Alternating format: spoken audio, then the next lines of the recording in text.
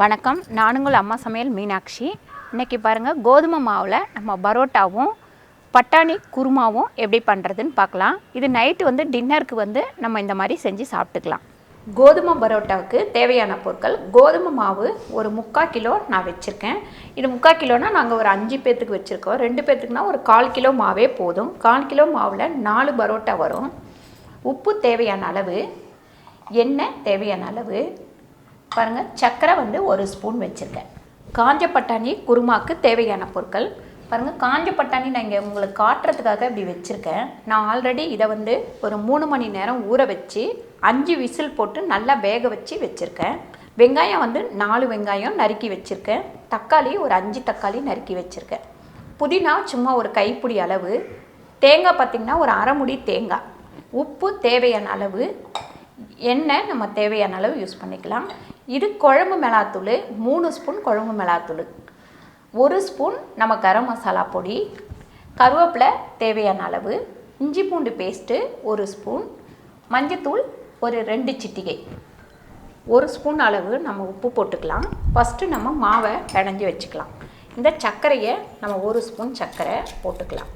இப்போ நம்ம ஒரு 4 ஸ்பூன் எண்ணெய் இதில் போட்டுக்கலாம் மாவில். முதல்ல இது எல்லாத்தையும் நல்லா நம்ம கொஞ்சம் பிணைஞ்சிருவோம். ஏற்கனவே நான் மைதா பரோட்டா போட்டிருக்கேன்.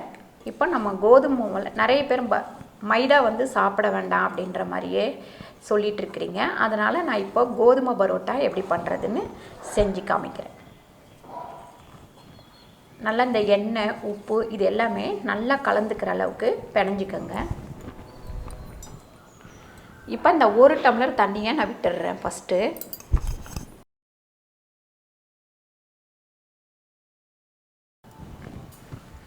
பாருங்கள். அடுத்து 2வது டம்ளர் தண்ணியும் நம்ம போட்டுக்கலாம். 2வது டம்ளர் தண்ணி நம்ம போடும்போது ஒரு முக்கால் ஊற்றிட்டு கொஞ்சம் பக்கத்தில் வச்சுக்கோங்க. நல்லா நம்ம மாவை ஃபுல்லாக பிணைஞ்சதுக்கப்புறமா தேவைப்பட்டால் நம்ம போட்டுக்கலாம். அதுக்கப்புறம் நம்ம போடும்போது கொஞ்சம் கொஞ்சமாக இப்படி தொளிச்சு பிணைய ஆரம்பிக்கணும்.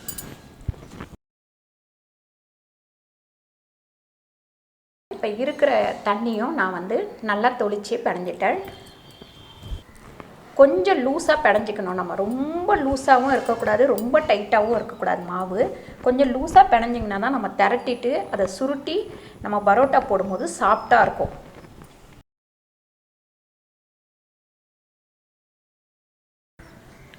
பாருங்கள், இன்னும் ஒரு 1/4 டம்ளர் தண்ணி எடுத்திருக்கேன். ஆனால் தண்ணி ஃபுல்லாக ஊற்ற போகிறது கிடையாது.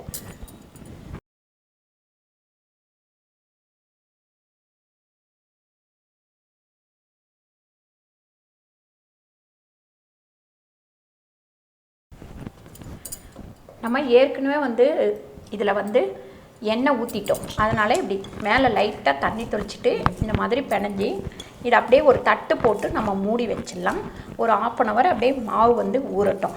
அதுக்கடுத்து நம்ம குருமா தாளிச்சிட்டு அதுக்கப்புறம் பரோட்டா போட ஆரம்பிச்சிடலாம்.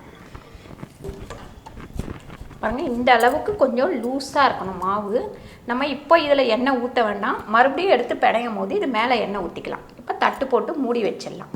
பாருங்கள், இந்த பட்டாணி குருமா ரொம்ப டேஸ்ட்டாக இருக்கும். ஒரு 4 ஸ்பூன் அளவு இதில் எண்ணெய் போட்டுக்கிறேன்.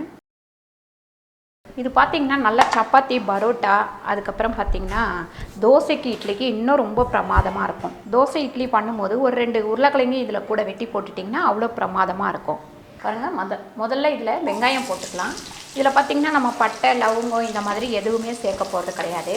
உங்களுக்கு தேவைப்பட்டால் ஒரு 2 சோம்பு மட்டும் சேர்த்துக்கோங்க. இப்போ இந்த கருவேப்பிலை கொஞ்சமாக போட்டுடலாம். வெங்காயத்தை நல்லா வதக்கிப்போம். இப்போ அதுக்கு முன்னாடி அதில் நம்ம கொஞ்சம் அந்த குழம்புக்கு தகுந்த அளவுக்கு உப்பு போட்டுடலாம். பாருங்கள், 1/2 ஸ்பூன் உப்பு போட்டிருக்கேன். இப்போ இதில் நம்ம இஞ்சி பூண்டு பேஸ்ட்டை போட்டுடலாம்.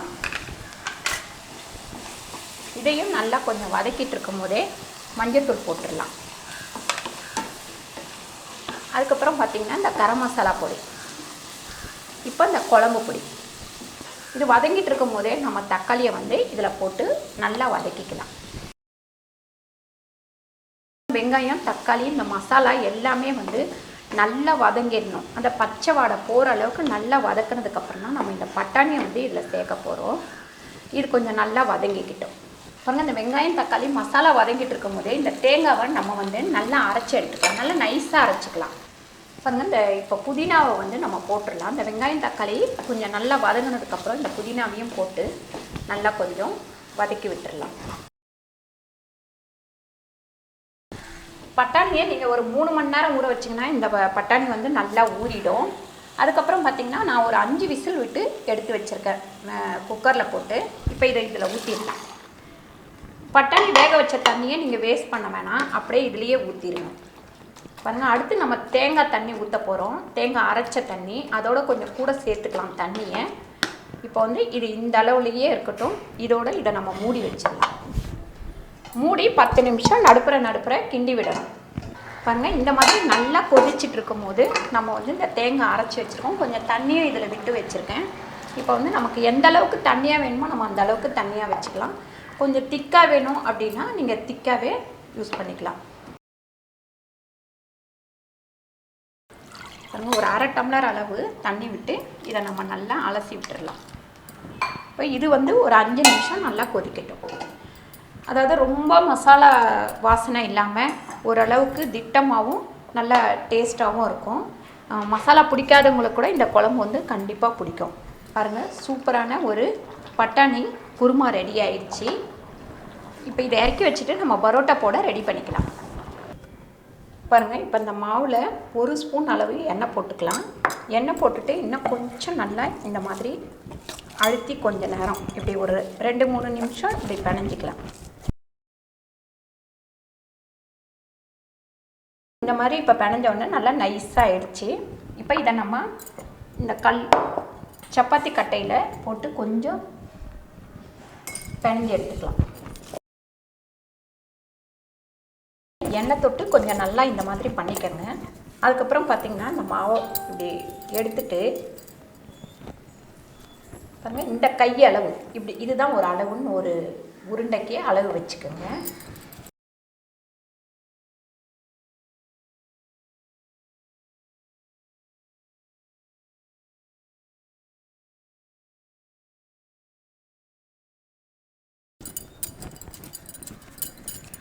எப்போவுமே நம்ம பரோட்டா பண்ணும்போது நம்ம உருண்டையை வந்து இந்த மாதிரி தான் போடணும். அப்படி போடும்போது தான் நம்மளுக்கு ஒரு சாஃப்டான பரோட்டா வந்து கிடைக்கும்.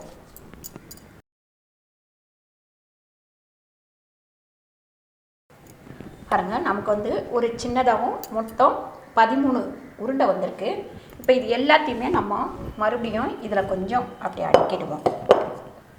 இந்த மாதிரி அடுக்கினதுக்கப்புறம் கொஞ்சம் எண்ணெய் இப்படி ஒரு கரண்டி அளவு இப்படி எண்ணெய் போட்டுக்கலாம்.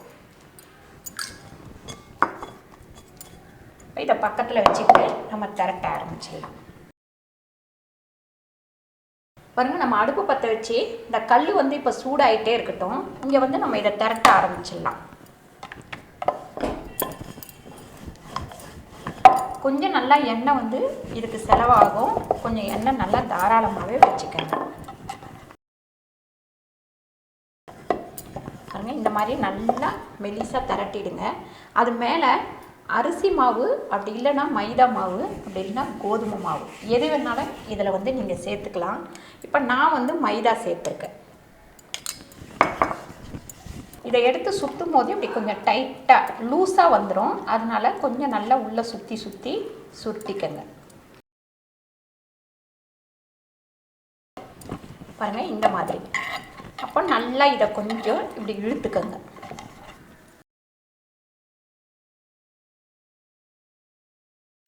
லைட்டாக இப்படி தேய்ச்சிங்கன்னா போதும். ரொம்ப மெல்லிசாக தேய்க்காதீங்க. அப்போ பரோட்டா வந்து நம்மளுக்கு சாஃப்டாக கிடைக்காது. பாருங்கள், பக்கத்தில் கல் காஞ்சிட்ருக்கு. அப்படியே போட்டுருவோம். பாருங்கள், அது ஒரு சைடு வேகிறதுக்காட்டியும் நம்ம வந்து இதை திரட்டிப்போம். கொஞ்சம் வெந்தால் போதும். அதுக்கப்புறம் மறுபடியும் இந்த பக்கம் திருப்பி போட்டுருங்க. பாருங்கள், அடுத்து நம்ம திருப்பும் போது கொஞ்சம் கம்மியான தீயில வச்சுக்கோங்க. அப்போ தான் உள்ளெல்லாம் நல்லா வேகும். பரோட்டானே நம்ம குழந்தைங்களுக்கு எல்லாருக்குமே வந்து பரோட்டானா ரொம்ப பிடிக்கும்.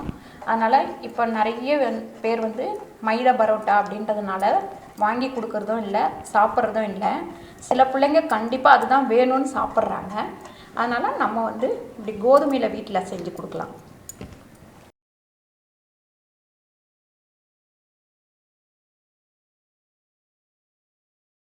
பாருங்கள் இப்படி கொஞ்சமாக எண்ணெய் போட்டுக்கோங்க. நல்லா பாருங்கள் மேலே புஷ்ஷுன்னு எலும்பி எப்படி வருது பாருங்கள். 2 பக்கமும் நல்லா வந்து தனித்தனியாக பிரிஞ்சு வரும். தீயை நல்லா குறைச்சி வச்சுக்கோங்க. 2 பக்கமும் நல்லா திருப்பி போட்டு மேலே வந்து மொறுமொறுன்னு இருக்கணும், உள்ளே வந்து சாஃப்டாக இருக்கணும். அந்த அளவுக்கு அதை வேக வச்சுடுங்க. பாருங்கள் சூப்பராக பரோட்டா ரெடி ஆயிடுச்சு. இதை இப்போது நம்ம இந்த சப்பாத்தி கல் மேலே வச்சிடலாம். வச்சுட்டு அடுத்ததை போட்டுருவோம். பாருங்கள் இதை இப்படி சூடாக இருக்கும் போதே லைட்டாக இப்படி ஒரு தட்டு பாருங்கள் சூப்பராக தனித்தனியாக வரும். சூப்பரான ஒரு பரோட்டா ரெடி ஆயிடுச்சு. பாருங்கள் ரொம்ப சாஃப்டாக இருக்கிற தொட்டு டக்குன்னு உடையுது பாருங்கள். பாருங்கள் சூப்பரான ஒரு பரோட்டா ரெடி ஆயிடுச்சு. இங்கே பாருங்கள் பிரிச்சிங்கன்னா இந்த மாதிரி அழகாக பிரியும். அதுவும் ரொம்ப சாஃப்டாக இருக்கும். மைதா பரோட்டா விட இந்த கோதுமை பரோட்டா ரொம்ப சாஃப்டாக இருக்கும். அப்படி புடும்போதே ஈஸியாக இப்படி புட்டுரும். பாருங்கள் இப்போ நம்ம பரிமாறுவோம்.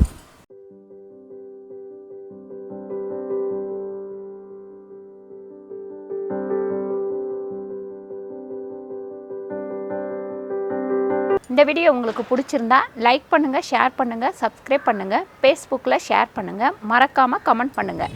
நன்றி, வணக்கம்.